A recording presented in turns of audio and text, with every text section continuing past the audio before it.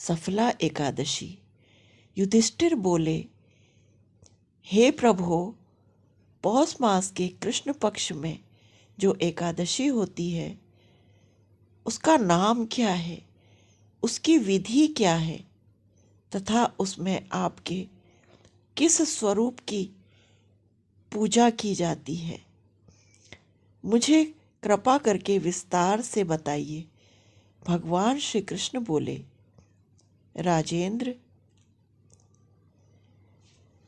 एकादशी व्रत के अनुष्ठान से मुझे जो प्रसन्नता प्राप्त होती है वो प्रसन्नता बड़े बड़े यज्ञों से, दान दक्षिणा इत्यादि को करने से मुझे उतना संतोष प्राप्त नहीं होता।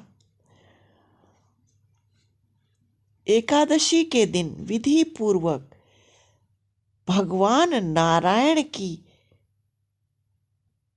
पूजा करनी चाहिए। जिस प्रकार नागों में शेष नाग, पक्षियों में गरुड़, देवताओं में श्री विष्णु और वृक्षों में तुलसी माता श्रेष्ठ है, उसी प्रकार संपूर्ण व्रतों में एकादशी का व्रत श्रेष्ठ है, एकादशी तिथि श्रेष्ठ है। अतः एकादशी का व्रत अवश्य पालन करना चाहिए।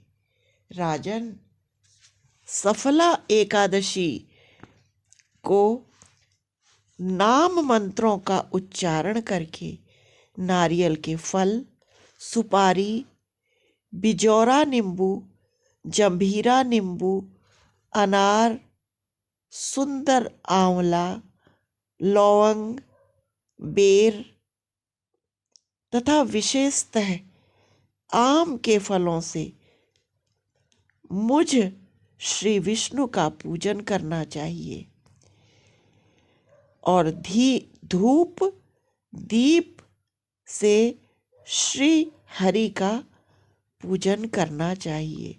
सफला एकादशी का विशेष रूप से दीपदान करने का अत्यधिक महात्म्य है। दीपदान करने का विधान सफला एकादशी के दिन विशेष रूप से है। रात्रि को वैष्णव पुरुषों के साथ जागरण अवश्य करना चाहिए। जागरण करने वालों को जिस फल की प्राप्ति होती है वह हजारों वर्षों की तपस्या करने के पश्चात भी प्राप्त नहीं होता। नृपश्रेष्ठ, अब एकादशी की शुभकारिणी कथा को सुनो। चंपावती नाम से विख्यात एक पुरी है जो कभी राजा महिष्मत की राजधानी थी। राजर्षि महिष्मत के 5 पुत्र थे। उनका जो ज्येष्ठ पुत्र था वह सदैव पाप कर्मों में ही रत रहता था। वह परस्त्रीगामी था, वेश्यागमन करता था तथा अपने पिता के धन को पाप कर्मों में ही व्यय करता था। वह सदा दुराचरण परायण था तथा वैष्णवों और देवताओं की निंदा किया करता था। अपने इस पुत्र को ऐसा पापाचरण करते देख राजा महिष्मत ने उसका नाम लुम्बक रख दिया। फिर अपने पुत्रों के साथ मिलकर उसे राज्य से निष्कासित कर दिया। राज्य से निकलकर लुम्बक घनघोर वन में चला गया। वह दिन में लूटपाट करता, जंगली जानवरों का आहार किया करता और रात्रि में नगर में आकर चोरी और डकैती डालता। इस प्रकार उसने नगर में चोरी करके बहुत सारा धन, नगरवासियों का संपूर्ण धन चुरा लिया। एक दिन रात्रि में जब वह चोरी करने के लिए नगर में आया तो राजा के सिपाहियों ने उसे पकड़ लिया, किंतु जब उसने अपने को राजा महिष्मत का पुत्र बतलाया तो सिपाहियों ने उसे छोड़ दिया।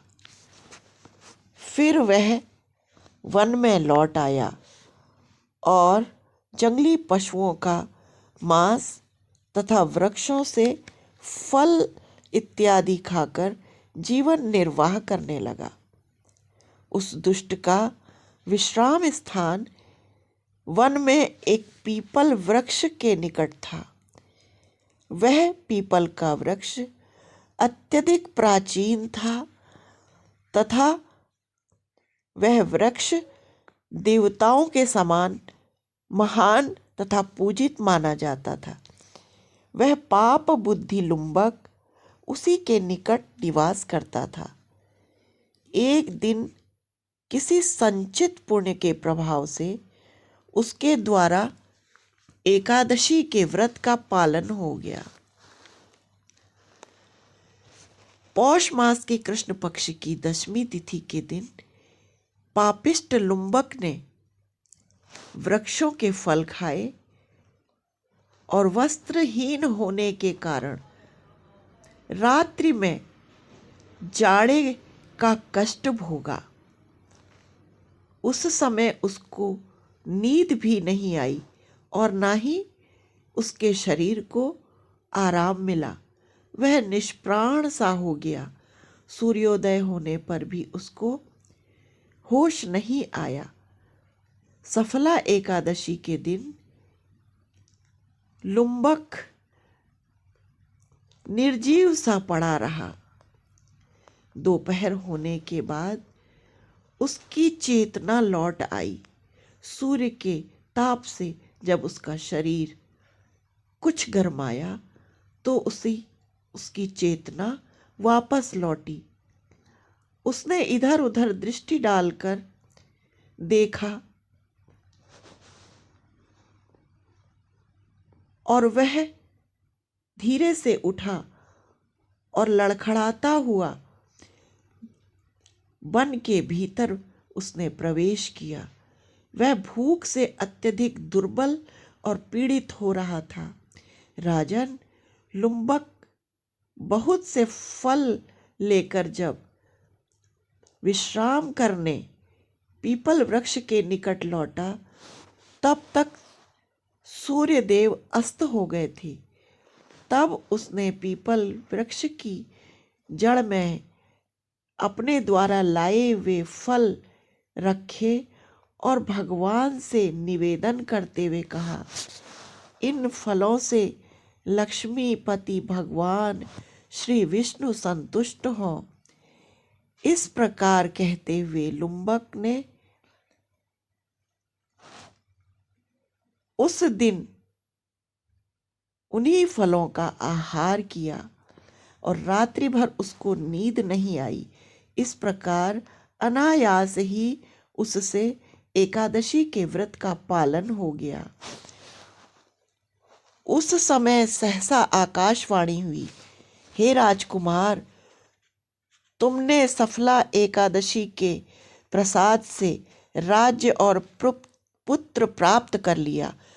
तुम राज्य प्राप्त होगा और पुत्र प्राप्त होगा। बहुत अच्छा कहते हुए उसने उस वरदान को स्वीकार कर लिया। इसके पश्चात